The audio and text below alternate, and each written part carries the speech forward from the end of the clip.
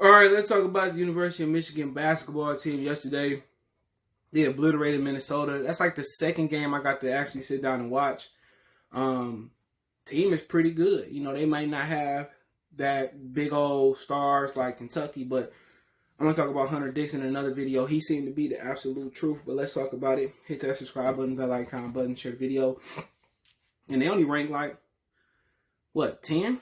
You know, and they got a few or a couple teams with losses or multiple losses in front of them.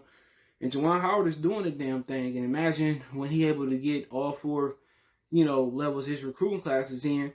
You know, a lot of them players I think he playing with is still John Beilein's players, but he would have had the top guy, I forget where he was from, was Isaiah Todd. But he chose to go to the G League and sign to an agent, and they're not even doing the G League this year. So that was a bad decision by him, which he just could have came to Michigan, but nobody knew that the COVID would be this bad, even though they was predicting it was pretty bad overseas. But Hunter Dixon seemed to be the real deal, and Hunter Dixon might end up going above Isaiah Todd. All right, that's the real shit. And at first, old boy was giving him to him from Minnesota, with the little curly hair, but slowly.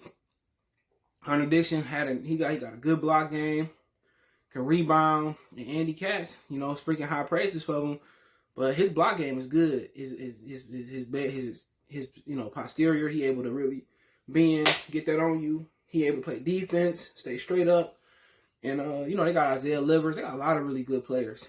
All right, that's coming in, and Michigan is a force to be reckoned with. It's so funny that they still talk about Duke and North Carolina even when they getting their ass whooped in Kentucky.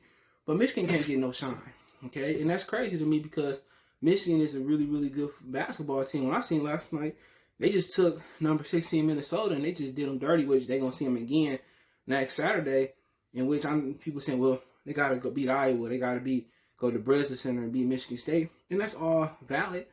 But then again, they're here. And Juwan Howard showed last year early in the Bahamas when they won the Invitational Day, he is the difference. He is able to coach. He's able to get out there and do the drills with the guys. He can coach. And I think it was the NBA's loss. And I think it was Isaiah's hidden treasure. Juwan Howard's hidden treasure. He'd be able to come back to Michigan and do what Jim Harbaugh couldn't do. Which John Beilein didn't lead him a terrible program at all. John Beilein had been to the Final Four twice. Should have won the one versus Louisville. It was some bogus calls, but he had been there twice. But the difference is Juwan is going to bring those blue chippers in. As long as they don't go to the pros, he going to bring them top recruits in, and he able to get through to them. And he said the best thing about Hunter Dixon is that the guy actually listens to him.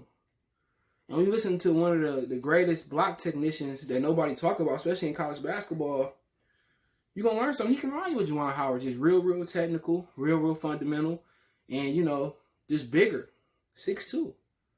You would think that's kind of a guy that, even though I don't know if he really shoot the ball like that, kind of remind you of a guy that John Beilein recruited at, West Virginia. And I think Hunter Dixon is from West Virginia. You know what I'm saying? So that's why I kind of made that correlation. But they get out and play defense. Their offense might not be all that, but they get out and defend. And they got a big fella who can compete with any of them. Who really technical. And, at first I thought the little redhead dude was going to give him some work because he was looking good in the beginning. He was going out there like he had something to prove. And slowly but surely, Hunter Dixon just broke him down. He able to go over the left shoulder, the right shoulder. He able to drop step. He's 7'2". You know what I'm saying? And, he came off the bench and now they got to start him.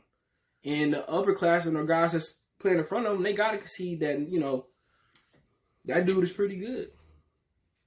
They got to concede that, And, Juwan is going to continue to get recruits. If they win and they make a deep March Madness run, I think they're going to play March Madness in one area, one place. I forget where they're going to play it at.